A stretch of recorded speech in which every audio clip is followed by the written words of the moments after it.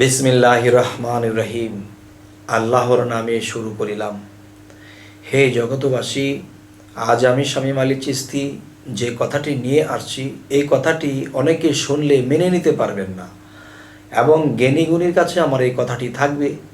তো এর ফাঁকে দিয়ে যদি কোনো মানুষ যদি এই কথাগুলো নিয়ে চিন্তা করে, তো হয়তো ইনশাল্লাহ সে এই কথাগুলো শোনার পরে যে সে যদি পরীক্ষা করে দেখে যে আমার কথা সত্য কিনা মিথ্যা, তাহলে তিনি মানবেন। হয়তো প্রথম দিক দিয়ে মানতে চাবেন না। যে এই পৃথিবীতে আমরা এসেছি, আল্লাহ কি বলেছেন যে নিজের ভাগ্য নিজেরই পরিবর্তন করতে হবে। এখন দেখা যায় আমি কাজ করব না বা কোনো কিছু করব না, আর শুধু খালি মোনাজাত করব যে আল্লাহ তুমি এইভাবে দাও, সেভাবে দাও, ওইভাবে করে দাও, ওইভাবে করে দাও। তখন না, আল্লাহ কি বলেছে, আমি উসিলা ছাড়া কিছু করি না। তুমি যে কোনো একটা কিছুর উসিলা করো, সেই উসিলার মাধ্যমে তুমি যখন অগ্রসর হবে তখন আমি তোমার সামনে আমি কিছু একটা করে দেব।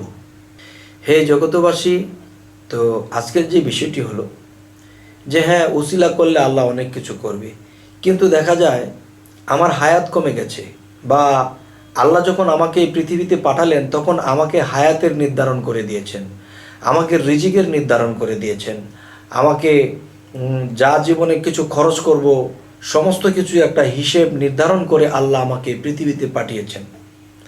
তো এখন দেখা যায় যে আল্লাহ সেই খাবার খাদ্য আমার জীবনে যা কিছু ভরণ পোষণ সমস্ত কিছু দিয়ে আল্লাহ আমাকে পৃথিবীতে পাঠালেন।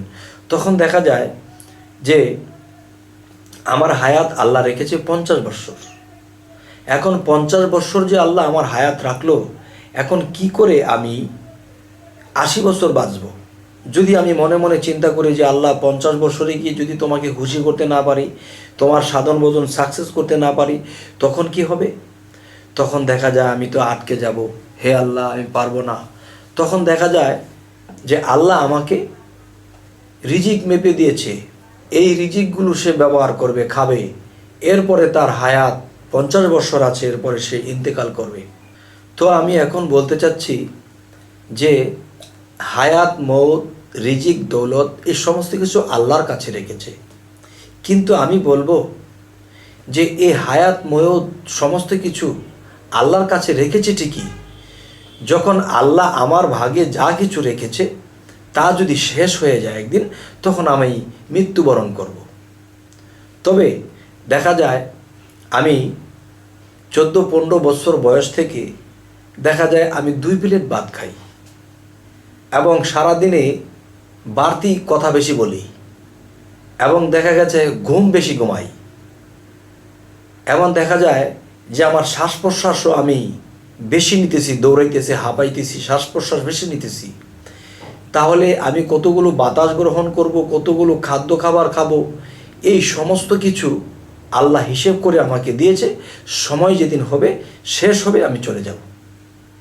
তবে 50 বৎসরের সমস্ত কিছু দিয়ে যখন আমাকে পৃথিবীতে আল্লাহ পাঠালেন, এখন এই 50 বৎসরের জিনিসগুলো যদি আমি আরও 15 বৎসর আমি চাই যে হে আল্লাহ, আমি আপনার ইবাদত করব, আরও 15 বছর আমাকে হায়াত দাও, আল্লাহ আমাকে হায়াত দিবে না। কেননা আল্লাহ আমাকে সমস্ত কিছু নির্ধারণ করে দিয়েছে, হিসেব মতো চলতে হবে।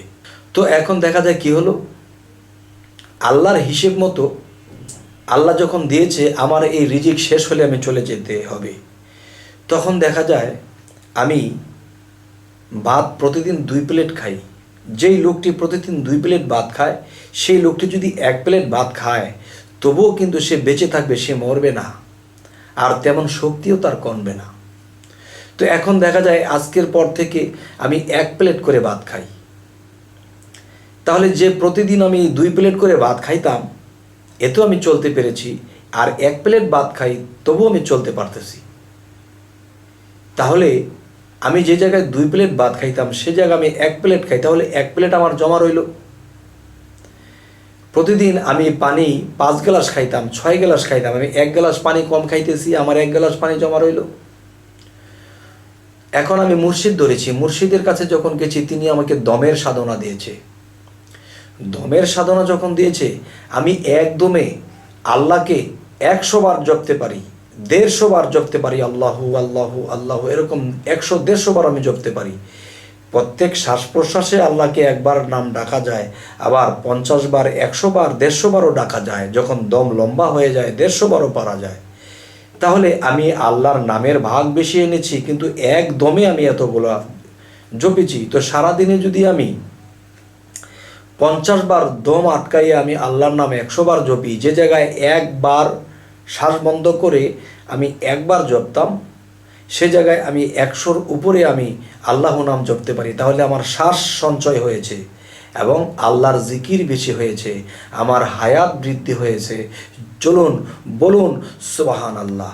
সুবহান আল্লাহ বলবেন, অন্তরে অন্তরে মনে মনে বলবেন যে সুবহান আল্লাহ, যে তোমার কুদরতের ওপর লীলা বোঝা মুশকিল। তবে তুমি আমাকে যে মাপ দিয়ে আমার রিজিক দিয়েছ, সেই রিজিকের থেকে আমি কম খাইতেছি, এবং যেই কথা বলার শক্তি দিয়েছ আমি কথাটা কম বলি, ভিতরে ভিতরে আল্লাহর জিকির বেশি করি, এবং সেই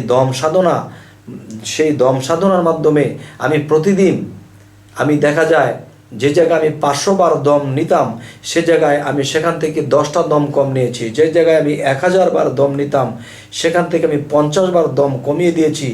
এক শ্বাসে আমি এতবার জপেছি, আর দম রেখে রেখে আল্লাহকে স্মরণ করেছি। তখন কি হলো? আমার দমের সাশ্রয় হলো, আমার কথার সাশ্রয় হলো, আমার খাদ্যের সাশ্রয় হলো। তখন কি হলো? যে এই সাশ্রয়ী জিনিসগুলো শেষ না হওয়া পর্যন্ত আল্লাহ আমাকে পৃথিবীর থেকে নেবেন না। আল্লাহ 50 বছর নির্ধারণ করে দিয়েছিলেন। তাহলে আমি যদি সামনে 10 বছর বেশি বাঁচি, তাহলে আমার কর্মগুণী, আমি লোভ করি নেই, আমি খাবার লোভ করি নেই, আমি আল্লাহর নাম জপেছি বেশি, দম সাধনা করেছি বেশি, তখন এর মধ্যে দিয়ে দেখা যায় আল্লাহ এখানে দয়ার দৃষ্টি করে আমার কর্মগুণে আল্লাহ আমাকে হায়াত বৃদ্ধি করেছে আরও 10 বছর। আর সেই 10 বছর জমে আমার 50 বছরের সাথে যখন হায়াত আমার 10 বছর জমা হলো, সঞ্চয় হলো, তখন সেই 10 বছর পেয়ে আমি আল্লাহর ইবাদত আরও বেশি বেশি করেছি। তাহলে আল্লাহ আমার উপরে আরও বেশি সন্তুষ্ট হয়ে গেছে। হয়তো আল্লাহ যদি দয়া করে যে সে আরও 10 বছর সঞ্চয় করেছে হায়াত, তখন সেই হায়াত দিয়ে আমাকে আরও বেশি খুশি করেছে, তখন আল্লাহ দয়া করলে আরও 10 বছর দিয়ে দেবে। তাহলে আমি মোট 70 বছর হায়াত পেয়ে গেলাম। যেখানে আমি ছোটোখাটো অলি হতাম, ছোটোখাটো মমিন ব্যক্তি হয়ে আমি মৃত্যুবরণ করতাম, সে জায়গায় জবরদস্ত একজন আউলিয়া বানিয়ে আল্লাহ আমাকে পৃথিবীর থেকে বিদায় দিল। হে জগতবাসী, যদি আমাদের এই কথাগুলো আপনাদের ভালো লাগে, অবশ্যই আমাদের আরও ভিডিওগুলো পেতে সাবস্ক্রাইব করুন, এবং পরবর্তীতে আপনাদের কাছে যেন এই ভিডিওগুলো পৌঁছায়। হে জগতবাসী, আজ এই কথাগুলো বলেই রাখছি। সকলেই ভালো থাকবেন। আল্লাহ হাফেজ।